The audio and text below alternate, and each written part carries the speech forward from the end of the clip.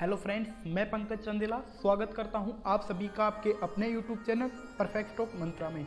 दोस्तों, अगर आप हमारे चैनल पर पहली बार विजिट कर रहे हैं तो चैनल को सब्सक्राइब जरूर कर लीजिएगा और बेल आइकन को भी प्रेस कर दीजिए ताकि आने वाली वीडियोज़ की अपडेट्स आपको सबसे पहले मिल सकें।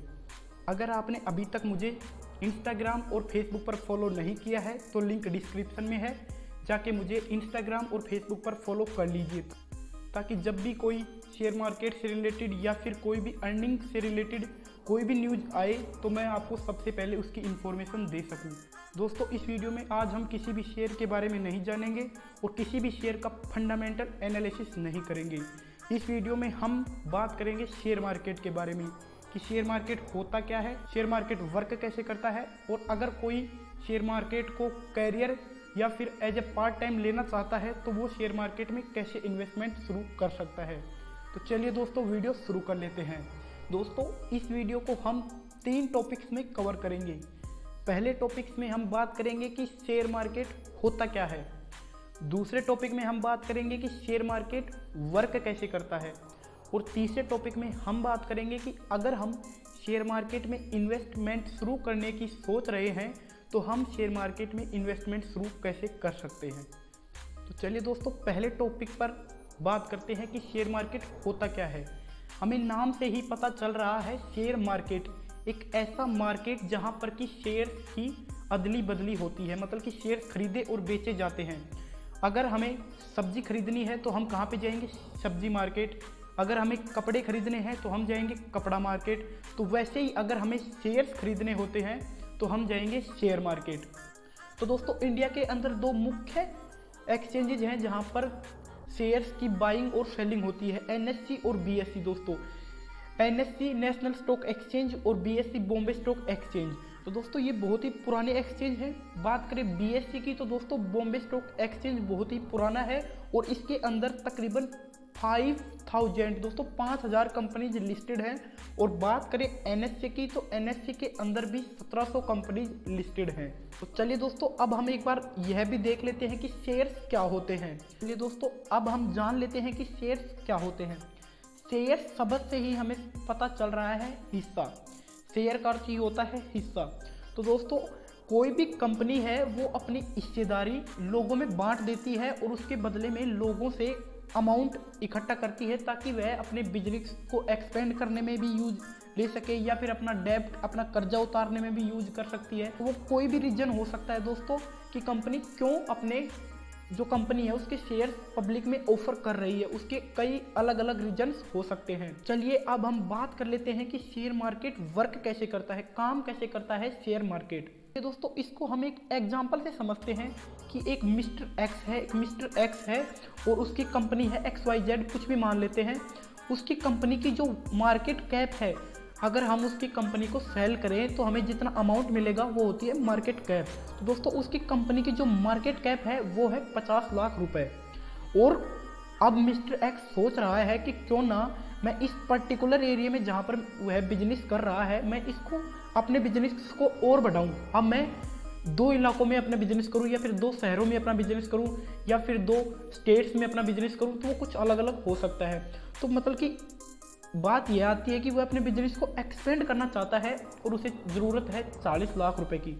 तो उसके पास 2 ऑप्शन है, या तो वह जाएगा बैंक के पास और बैंक से लेगा लोन, और मिस्टर एक्स को लोन के बदले पे करना होगा बैंक को इंटरेस्ट, ब्याज देना होगा बैंक को। तो दोस्तों, रिश्तेदारों या फिर अपने जो रिलेटिव्स हैं, कोई भी है, उनको भी अगर लोन लेगा तो उनको भी पे करना होगा इंटरेस्ट। तो दोस्तों, अब मिस्टर एक्स अपनी कंपनी को लेके जाएगा शेयर मार्केट में ताकि वह कंपनी को लिस्टेड करा सके शेयर मार्केट में और वहाँ से पब्लिक से रुपए ले सके अपने बिजनेस को एक्सपेंड करने के लिए। तो दोस्तों, उसको सबसे पहले जाना होगा सेबी के पास। दोस्तों, सेबी एक संस्था है, securities and exchange board of India. दोस्तों, यह कंट्रोल रखती है पूरे शेयर मार्केट पर ताकि किसी भी शेयर होल्डर्स के साथ कोई फ्रॉड ना हो सके या फिर एनी इलीगल एक्टिविटीज़। दोस्तों, कोई भी इलीगल एक्टिविटी होती है तो उस पर कंट्रोल रखती है सेबी। तो दोस्तों, मिस्टर एक्स को अपनी कंपनी लिस्टेड कराने के लिए शेयर मार्केट में सबसे पहले जाना होगा सेबी के पास। वहाँ पर मिस्टर एक्स अपने डॉक्यूमेंट्स फिल करेगा, कुछ डॉक्यूमेंट्स मांगती है सेबी, और इस प्रोसेस में दोस्तों 2 से 3 साल लग जाते हैं। 2 से 3 साल लग जाते हैं किसी भी कंपनी को शेयर मार्केट में लिस्टेड होने के लिए। तो दोस्तों सेबी का अप्रूवल मिलने के बाद कंपनी का ओनर जाएगा किसी भी एक्सचेंज के पास, ताकि वो वहाँ पर अपने शेयर्स का एक्सचेंज कर पाए। अब जो शेयर होल्डर्स होते हैं, जो कि शेयर्स खरीदते हैं, उनसे शेयर बेच पाए। ऐसे तो नहीं है कि कंपनी सीधा जाकर शेयर होल्डर्स को कहेगी कि भाई तुम हमारे शेयर्स खरीद लो, ऐसा नहीं है। इसके लिए एक्सचेंज होते हैं, बॉम्बे स्टॉक एक्सचेंज हो सकता है या फिर नेशनल स्टॉक एक्सचेंज हो सकता है। किसी भी एक्सचेंज के अंदर वो अपनी कंपनी को लिस्टेड करा सकता है। तो दोस्तों जब कंपनी NSE या BSE में लिस्टेड हो जाती है, उसके बाद अब कंपनी के शेयर सेल होने के लिए और बाय होने के लिए तैयार हैं। अब ज़रूरत होती है तो सिर्फ किसी इन्वेस्टर की, जो कि उस कंपनी में इन्वेस्ट करे और कंपनी का जो ओनर है उसको अमाउंट मिल जाए जितना शेयर्स वो बाय करता है, ताकि वो अपने बिजनेस को एक्सपेंड कर सके। तो चलिए दोस्तों अब हम देखते हैं तीसरे टॉपिक की तरफ कि हम शेयर्स में कैसे इन्वेस्ट कर सकते हैं, हमें किस चीज़ों की ज़रूरत होती है शेयर्स में इन्वेस्ट करने के लिए। दोस्तों पहले तो ऐसा होता था कि हम NSE या BSE में जाते थे और हम वहाँ पर शेयर्स, तो दोस्तों हमें शेयर्स बाय करने के लिए अब ज़रूरत है कि हम जाएं किसी भी एक्सचेंज में और वहाँ पर शेयर्स बाय करें। तो दोस्तों पहले ऐसा होता था, पहले के समय में बॉम्बे स्टॉक एक्सचेंज में, कि वहाँ पर लोग जाते थे और अपने शेयर्स पिक करते थे, बाय करते थे, और जैसे हमारे प्लॉट की रजिस्ट्री होती है वैसे ही शेयर्स की रजिस्ट्री होती थी, और हमें एक फिजिकली एक फार्म बना के दे दिया जाता था कि ये शेयर्स का अलॉटमेंट हो चुका है तुम्हारे लिए और अब तुम इस कंपनी के शेयर होल्डर्स बन चुके हो। दोस्तों उसके बाद जो एक्सचेंज हमें कुछ फार्म देता था कि ये अगर आगे तुम कहीं पे दिखाओगे तो तुम्हें इस शेयर्स के पैसे मिल जाएंगे, क्योंकि तुम अब कंपनी के शेयर होल्डर्स हो। तो उन्हें हमें फिजिकली लाना पड़ता था और हमें रखना पड़ता था। कई बार वो फार्म्स डैमेज भी हो जाते थे, लेकिन अब ऐसा नहीं है। अब हमें मोबाइल पर या PC पर, कंप्यूटर पर, हम किसी पर भी शेयर्स बाय कर सकते हैं और सेल कर सकते हैं। हमें ज़रूरत होती है तो सिर्फ एक ब्रोकर की। हम सीधे जाकर NSE और BSE से अब हम स्टॉक पिक नहीं कर सकते, स्टॉक नहीं ले सकते। अब हमें किसी ब्रोकर की मदद लेनी होती है। पहले तो ऐसा होता था कि हम किसी भी एक्सचेंज में जाते थे और वहाँ पर शेयर्स बाय करते थे और हमें एक फार्म दे दिया जाता था फिजिकली रूप से, जिसे हम लेके आते थे और हमें रख लेते थे।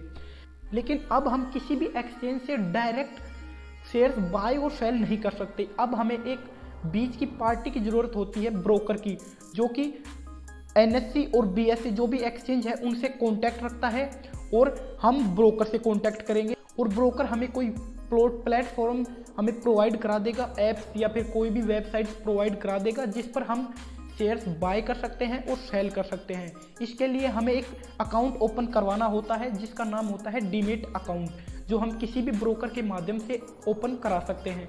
अगर आप इस पर भी एक पर्टिकुलर वीडियो चाहते हैं तो आप कमेंट सेक्शन में ज़रूर लिख दीजिएगा, मैं उस पर एक पर्टिकुलर वीडियो बना दूंगा। तो दोस्तों जो ब्रोकर होता है वो अपनी कुछ ब्रोकरेज फीस हमसे लेता है इंट्राडे। जो दोस्तों हम आज शेयर खरीदे, आज शाम को ही बेच दिया उसको, तो उसके लिए कुछ अलग फीस होती है, या फिर हम लॉन्ग टर्म के लिए शेयर्स बाय कर रहे हैं तो उसके लिए अलग फीस होती है।